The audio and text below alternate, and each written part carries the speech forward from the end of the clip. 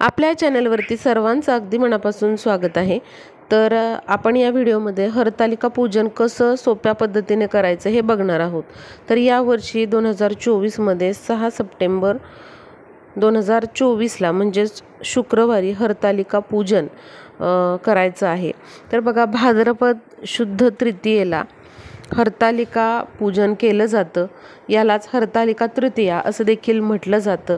हे जे व्रत आहे ती प्रत्येक सौभाग्यवती स्त्री आपल्या पतीच्या दीर्घायुष्यासाठी, त्याच्या प्रगतीसाठी, आरोग्यासाठी आणि अखंड सौभाग्यप्राप्तीसाठी हे व्रत करत असते। त्याचबरोबर अविवाहित कुमारिका महिला देखील, मुली देखील हे व्रत चांगला पती मिळण्यासाठी हे व्रत करतात। तर या दिवशी महिला शक्यतो हा उपवास करतात, व्रत करतात, दिवसभर हा उपवास करायचा असतो। त्याचबरोबर आपल्याला या दिवशी महादेवाची पूजा देखील मांडायची असते। तुम्ही मंदिरात जाऊन देखील हे पूजन करू शकता, पण काही कारणांमुळे जर आपल्याला ते शक्य नसेल तर तुम्ही घरच्या घरीच सोप्या पद्धतीने हे पूजन करू शकता। तेच आपण बघणार आहोत की हरतालिके दिवशी हे पूजन कसं करायचं आहे। सगळ्यात आधी बघा, पूजनासाठी आपल्याला दिवा प्रज्वलित करून घ्यायचा आहे। चौरंग किंवा पाट तुम्ही घेऊ शकता, तो स्वच्छ धुवून घ्यायचा आहे। त्यावरती एक शुभ्र वस्त्र अंथरायचे किंवा हिरवं, गुलाबी किंवा लाल वस्त्र तुम्ही अंथरू शकता। आता हरतालिकेची अशी मूर्ती मिळते, ती जर तुम्हाला मिळाली तर अवश्य तुम्ही पूजनामध्ये ही मूर्ती वापरायची आहे। ही मूर्ती म्हणजेच पार्वती देवींच्या सख्या आहेत, ज्या हे व्रत करत आहेत हरतालिकेचं।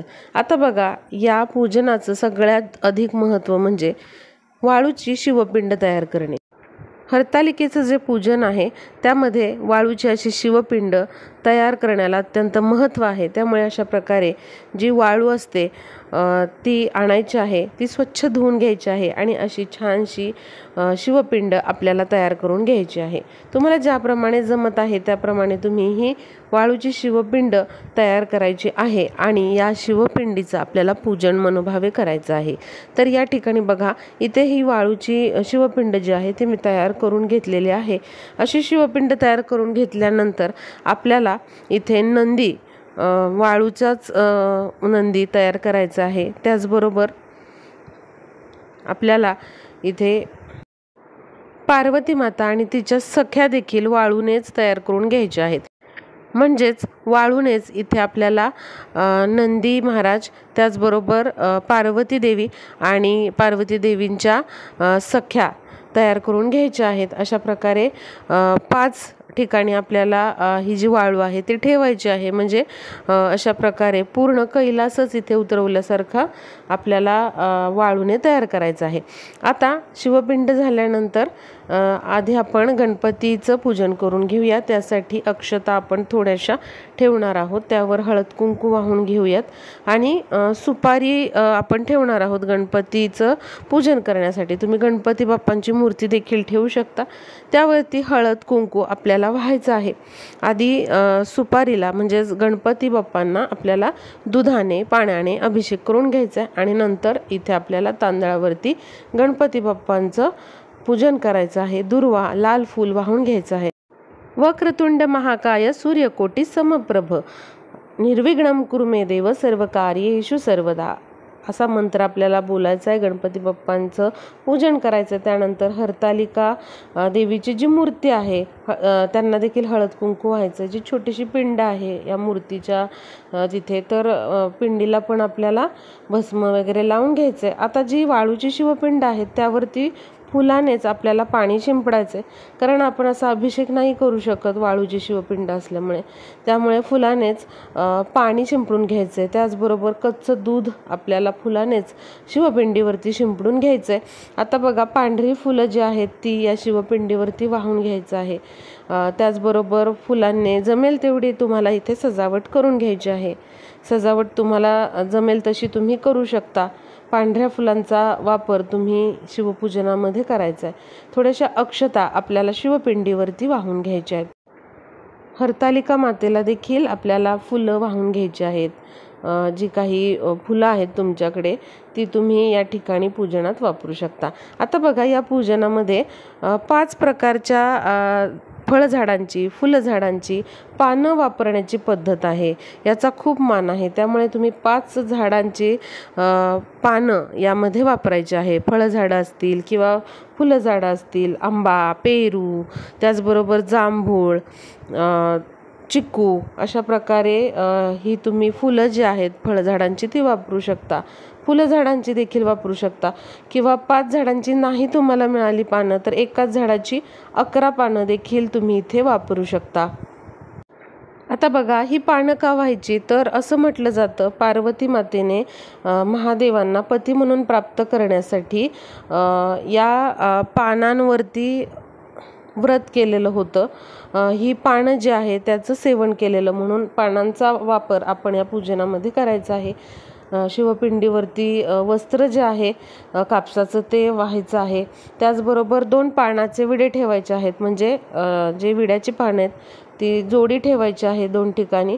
त्यावरती खारीक, खोबरं, हळकुंड, त्याचबरोबर सुपारी असे 5 पूजेचं साहित्य ठेवायचं. त्यावर हळद कुंकू, अक्षता व्हायची आहे.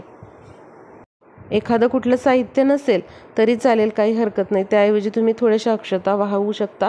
आता बघा, इथे सुकामेवा जो असेल तुमच्या घरामध्ये तो तुम्ही इथे नैवेद्य म्हणून ठेवायचा आहे. जे कुठलं फळ असेल घरामध्ये ते तुम्ही इथे नैवेद्य म्हणून अर्पण करायचं आहे. जसं की सफरचंद, केळी, जी कुठली फळं असतील ती तुम्हाला ठेवायची. आता बघा, पार्वती मातेची आपल्याला इथे ओटी भरायची आहे. त्यासाठी जे शृंगाराचं साहित्य आहे जसं की ब्लाऊज पीस, त्याचबरोबर सिंदूर, गहू आणि त्याचबरोबर मंगळसूत्र आणि जे काही शृंगाराचं साहित्य आहे ते तुम्ही इथे ठेवू शकता. आणि त्याचबरोबर नारळ आपल्याला ठेवायचा आहे, हळद कुंकू व्हायचं आहे. आणि अशा प्रकारे आपल्याला पार्वती मातेची ओटी भरून घ्यायची आहे आणि असं हे पूजन आपल्याला करायचं आहे. हे पूजन तुम्ही सकाळी करू शकता, ब्रह्ममुहूर्तावर करू शकता किंवा संध्याकाळी केलं तरीही चालेल. संपूर्ण दिवसभरात तुम्ही कधीही हरतालिका मातेचं हे पूजन करू शकता. आता बघा, आपल्याला कापूर पेटवायचा आहे आणि अशा प्रकारे महादेवांची आरती म्हणून घ्यायची आहे. हरतालिकेची आरती देखील पुस्तकामध्ये असते. हरतालिका पूजनाचं पुस्तक देखील तुम्हाला धार्मिक साहित्याच्या दुकानामध्ये मिळून जाईल. तर त्या पुस्तकामधील हरतालिकेची जी कथा आहे ती अवश्य आपल्याला पूजेसमोर म्हणायची आहे. आणि ही पूजा करत असताना तुम्ही ज्या काही सवाशीण स्त्रिया आहेत, ज्या काही कुमारिका आहेत, त्यांच्यासोबत मिळून ही पूजा केली तरीही चालेल. तर अवश्य अशी पूजा जी आहे ती आपल्याला शुक्रवारच्या दिवशी म्हणजेच हरतालिका पूजना दिवशी अशी मांडणी करायची आहे. हरतालिकेचे हे पूजन करत असताना महिलांनी साडी नेसून त्याचबरोबर हातामध्ये बांगड्या घालून साज शृंगार करून ही पूजा जी आहे हरतालिकेची ती करायची आहे. आपल्या पतीच्या प्रगतीसाठी, आरोग्यासाठी आणि त्याचबरोबर आपल्याला अखंड सौभाग्य प्राप्त व्हावं यासाठी आपल्याला हे पूजन हरतालिके दिवशी करायचं आहे.